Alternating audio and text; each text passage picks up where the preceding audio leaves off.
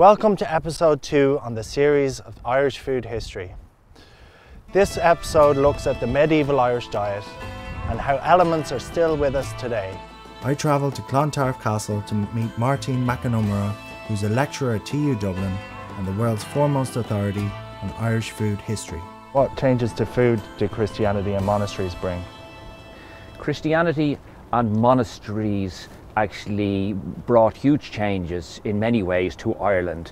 And number a number of them actually, sometimes that they took over certain what were pagan beliefs and pagan festivals and they sort of Christianized them. So for example, the pagan festival of Imbolc, turned into St. Bridget's Day. The Samhain, the pagan festival of Samhain turned into All Souls Day or All Hallows Day sort of thing. So all of these different traditions.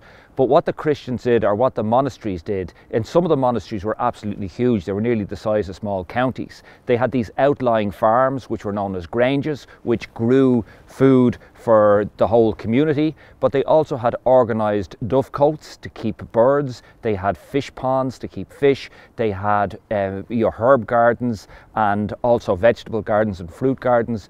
But they also had mills, water mills, to process the grains. Oats were a really important part, and still are. I had oats this morning for my own breakfast in porridge, you know what I mean? So oats have always been a very important part of the Irish industry, or the Irish tradition, because they grow very well, particularly on poorer soil. The main transformation that happened in Ireland from post-Viking period was that instead of being centred in the heart of Ireland, in places like the Hill of Tar and the Hill of Ishnach and Armagh, Ammonmacha and Rathcrohan, in Roscommon, we moved out to the coast. They set up cities in places like Dublin and Wexford and Waterford and Limerick and Cork, etc., etc. And they brought new technologies around boat building, about fishing, and this whole idea about trading and maritime. They were wonderful traders. When the Normans came to Ireland, they brought with them a number of new systems, both of new foods that hadn't been in Ireland before, things like the white fleeced sheep, the hooper swan, certain types of deer, even the rabbits. There was no rabbits in Ireland before the Normans, but they also brought with them new technologies such as the built-up oven.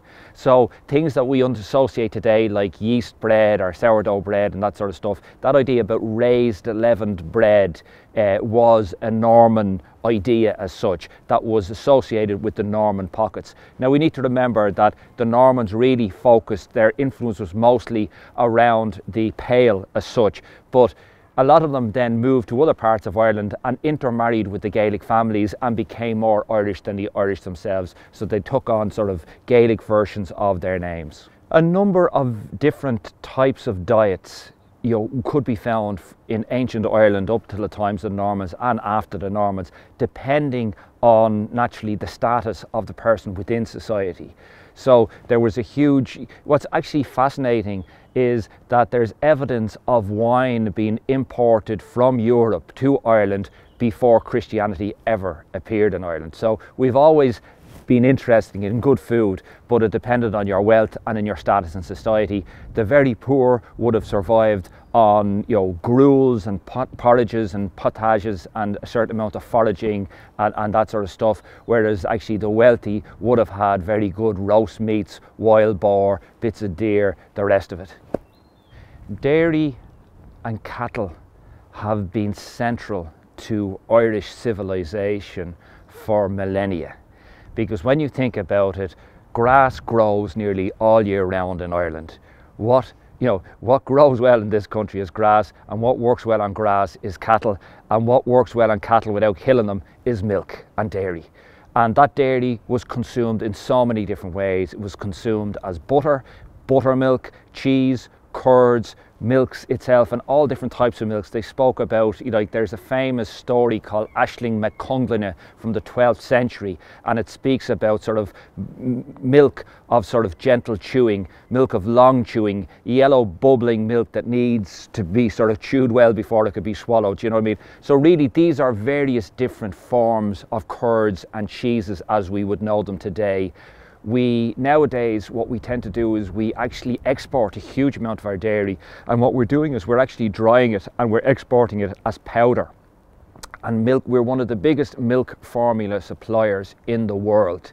And all of the big companies like Avonmore, etc., and Kerry Foods are actually world-class and multinational in the whole dairy industry globally.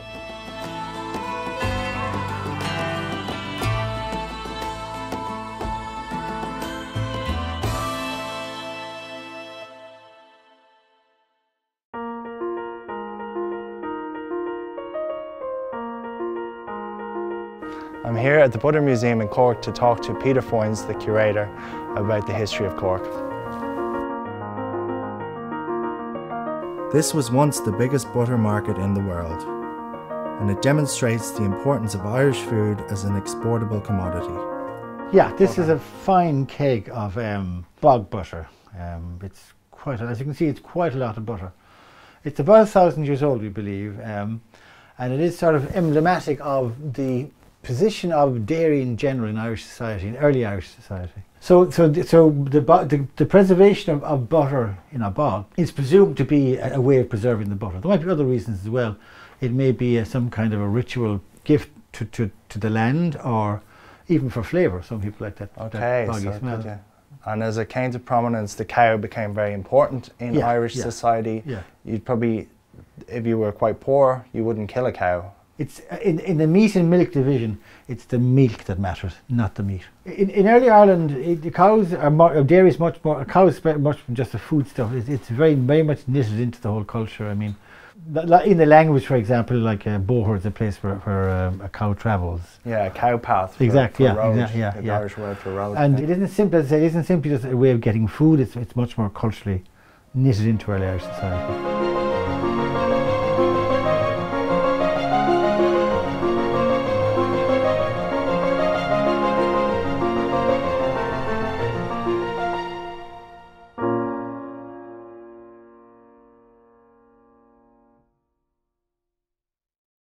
I travelled to Moore Park facility in County Cork to learn more about farmhouse cheeses.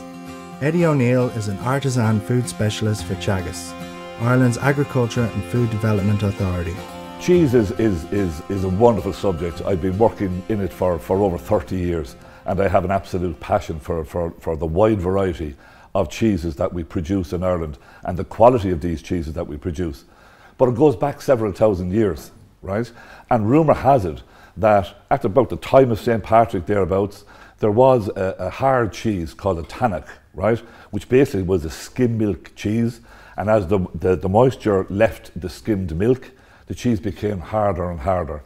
And rumour has it that Queen Maeve was actually struck down by a piece of this Tadgh, which was a very, very hard, almost stone-like piece of cheese. What's farmhouse? It means farmhouse cheese traditionally was cheese manufactured on farm.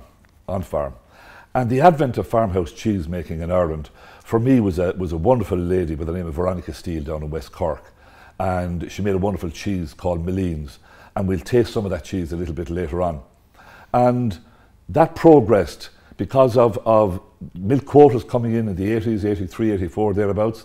That stifled a lot of ingenuity. And so some farmers then looked at the premium white gold that they had in their hands, and they decided to make some cheeses. But nowadays, and especially in the recent past, we have a number of very, very good farmers, not only on the bovine side, but also on the caprine, the goat side, on the sheep side, and new varieties, for me, are the key. As we've learned to travel, and travel has become cheaper over the last number of years, people are going to Greece, Spain, Portugal, and beyond. So they're exploring the wonderful oils, they're exploring the meats, they're exploring new taste profiles. And this has very much helped our farmhouse cheese business in terms of people are now more open to tasting. We're no longer a bacon and cabbage nation, right? We are a multinational nation. So we have this wonderful quality, as I said earlier on, white gold, with the capability of wonderful cheesemakers to turn it into a range of fantastic products. And while in monetary terms it may not be huge, it sells Ireland as a clean and green image to countries abroad. It's about the person. it's about the place, it's about the product. And you combine all of those and you come up with a product that's absolutely wonderful, that tastes really good, and that you're proud to stand over. Over the years, we have worked with a wide variety of cheesemakers. If we look up the east coast of Ireland, we have John Hempenstall, Wicklow Blue, Wicklow Bawn. If we go to County Meath and we look at goat's milk, we have Michael Finnegan. He now produces a beautiful blue and a beautiful goat's cheese, or a Bawn goat's cheese, a white goat's cheese without mould. We can hang along left then and move up the country to County Cavan. We have wonderful cheese there. And if we move to Donegal, a young couple, the Cunninghams, they're at the very tip of the wild Atlantic Way. And that has proven to be a huge, huge tourism success for Ireland. He's using local milk at the moment, and a little small dairy next door to his house in Kilcar, just outside Killybegs. And if you go 5 minutes down the road, you're at the Slieve League Cliffs. And that's a wonderful, wonderful hard cheese that has done very, very well. If we continue down on the wild Atlantic Way, we stop off at the Aran Islands and we go out to a ship's captain, Gabriel Faherty. And Gabriel Faherty rears his own goats, purpose-built cheese unit on the island. We continue into Limerick, we have Jim O'Brien and the Cahills, synonymous with cheese making. And we continue on the wild Atlantic Way down to Dingle. We have Dingle Farmhouse cheese. Tommaso Brick and his lovely wife May producing goat's cheese and cow's cheese in a small unit down in Kerry. And of course, where would we be without all the cheeses and where it started in West Cork? And as I said, Milleens, Ardrahan cheese, and a cheese that won numerous Irish Cheese Awards, Cooley. So most of the counties in Ireland are represented by farmhouse cheesemakers. So Eddie, where can people find Irish farmhouse cheeses outside of Ireland? Irish farmhouse cheese is not only consumed at home, but is exported around the world. It's very, very popular. If you go to Wegmans specialist delis on the east coast of America, you'll find Mossfield organic cheese and several more Irish cheeses. They are ready to be eaten. If you go to Harrods, not only will you find Irish country butter, but you'll find Irish farmhouse cheeses. If you go to the larger multiples in the UK, such as Waitrose, you'll find a wide range of Irish farmhouse cheeses. But above all, what many people consider the home of cheese in France, you'll find Irish cheese in the middle of all the wonderful offerings that the French have to offer. In recent years, we've had expanded further afield, and we now export cheese to the Middle East and as far as Indonesia and beyond. There is one farmhouse cheesemaker exporting his cheese to Australia. And again, it just shows you that not only is the name of the Irish around the world a good name, but the name of our produce has a wonderful name. And our farmhouse cheese goes to promote this day in, day out around the world.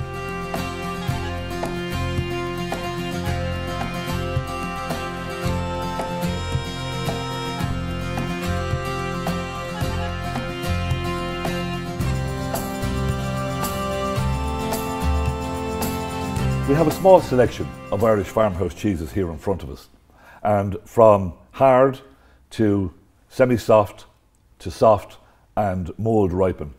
And if we start off with a hard cheese here, again, this is a well ripened cheese. Texture looks really, really good, smells beautiful, and I'm getting a beautiful, almost nutty taste, really clean, and really, really beautiful. And it's manufactured down in West Cork. Right. And it's a mature cheese. This cheese is over 12 months old, and yet the flavour it's complex, but it's also so easy to identify. And this cheese here is totally different. It's a much softer cheese. We can see that this is a lovely, almost spreadable cheese, okay? Almost spreadable cheese. And you're getting, it's so creamy, it's almost buttery. It's almost buttery. And yet there's a little bit of sort of nuttiness, smokiness in there as well, coming from the way it's manufactured. In the centre we have a pure white cheese. This is a goat's cheese, okay? This cheese is made in County Waterford. A quick taste. It's beautifully smooth. What we're looking for when we chase cheese, we're looking for cleanliness. When I say cleanliness, I mean a clean, unobstructed flavour. And then the aftertaste is slight acid, but again, very, very creamy, very, very creamy. But a totally distinctive and totally different flavour to this flavour here. But these are only some small examples of the range of wonderful cheeses that we have in Ireland.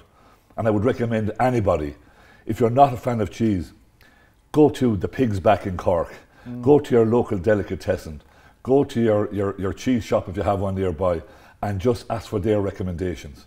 If you have time to sit down and explore the wonderful array of flavours and the wonderful products you can make from homegrown cheese from the island of Ireland, and you will not be but amazed.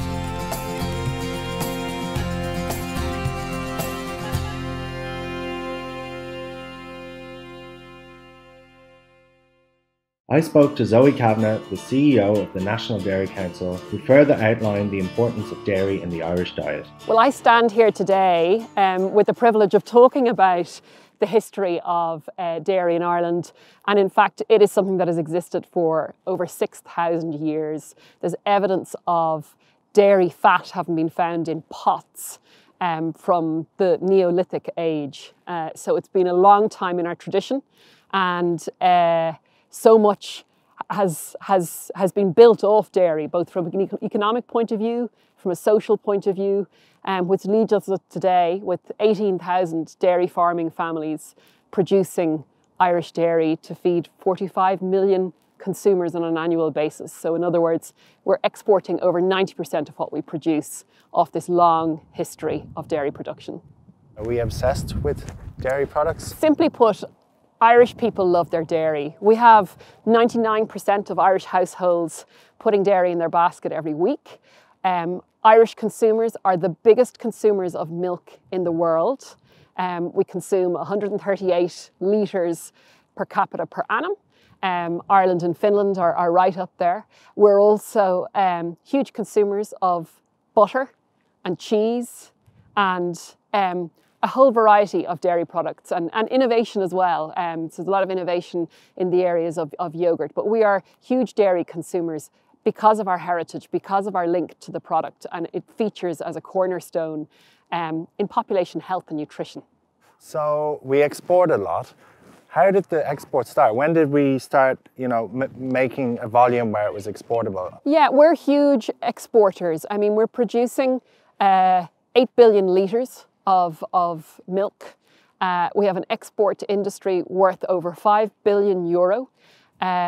Because it's such a diverse product, we can export to a diverse range of countries. So we're exporting to 127 countries, and what's really interesting is 49% of what we export goes beyond UK and goes beyond Europe. So it's reaching Asia and Africa. I guess the question is, why are people seeking out Irish dairy? And the key thing that makes Irish dairy unique is the grass-based system. It's not an intensive system, it's a family farmed system. And how do we show up in those export markets? We show up in the form of butter, the world famous Kerrygold butter. We show up in the form of cheese. We're primarily a cheddar cheese producing nation, but we have an awful lot of innovation and diversity within our cheese. And then we have a whole range of powders, milk powders, but interestingly, we also have carved out a lot of innovation in the area of powders for sports recovery. So whey protein powders and powders now for healthy aging. There's a huge interest in maintaining muscle mass, and the protein that's in dairy is very, very good for healthy aging. So a huge portfolio of products traveling around the world. Gut health is a topic, it's growing. There's more and more research to show about gut health. Is Ireland, keeping up with that? I think today consumers, not just in Ireland but around the world, have become really focused on health. And, as I talked to you in the middle of a pandemic, there's a huge curiosity now around immunity and intrinsic health. And dairy actually has been shown to play really, really well there. The gut is now referred to as the second brain, and gut health and your microbiome, if your gut is healthy, you will be healthy. And the brilliant thing about dairy is it can really contribute to gut health and overall health and well-being. Again, particularly dairy produced off a grass-based system is shown to have health benefits. And all those naturally occurring nutrients mean that dairy is actually your perfect desert island food. If you think about it, the nutrients that are available, not just calcium and protein, but you've got your B vitamins, you've got your iodine for cognitive function. It's a perfectly designed food to keep you healthy and well. And all the time we're discovering new health benefits within dairy. And there's a new term now referred to as the matrix effect, which is basically saying the combination of all the individual nutrients within dairy have this added health benefit and are very bioavailable within the body to go and do the jobs to promote health and growth beyond just bones and muscles that we're familiar with. Is organic on the rise? Would you recommend? Well, interestingly enough, we have there's always this discussion around organic, and obviously, again, in sort of exploring what we can do to become globally more climate friendly, organic is something talked about a lot. Actually, in Ireland, our grass-based system is nearly as close as you'll get to organic. But within that, I mean, because we're so natural in our production system, organic in Ireland is very, very niche. And you would say, well, why is that? Because mainstream Irish dairy production is almost what the consumer would perceive as organic. Animals outdoors, roaming, grazing. But then there are aspects within that system that we're going to even become even closer to pure organic as it's defined. And that's things like using less antibiotics and letting the animal have sort of a life where there are less interventions. But organic is very niche, and I think will stay quite niche in Ireland because our natural production credentials are so close to what the consumer would perceive as organic. I was just going to say about the Irish palate, like with cheese. Are we kind of set in our ways, or is it changing? Or? So there is this perception that the Irish consumer is very conservative when it comes to cheese in particular, and that we're just a cheddar producing nation, cheddar consuming nation. But actually a combination of the innovation within cheddar, because you know there's a lot of diversification in cheddar in terms of flavours and aging. I think palates are developing, and even more so what's happened within farmhouse cheeses all around Ireland. You know, these artisan producers are producing amazing cheeses with a whole different mouthfeel and taste experience, which chefs are embracing, but also Irish households. You know, the cheese board is back in vogue in Ireland, and there's such a variety produced locally here in the country on that cheese board for people to enjoy. Cheers to the cheese board. Cheers to the cheese I'm all board, about the cheese board for sure. And so concludes episode 2. Join me in the next episode as we look at the 1500s onwards and how Ireland became a food exporting powerhouse.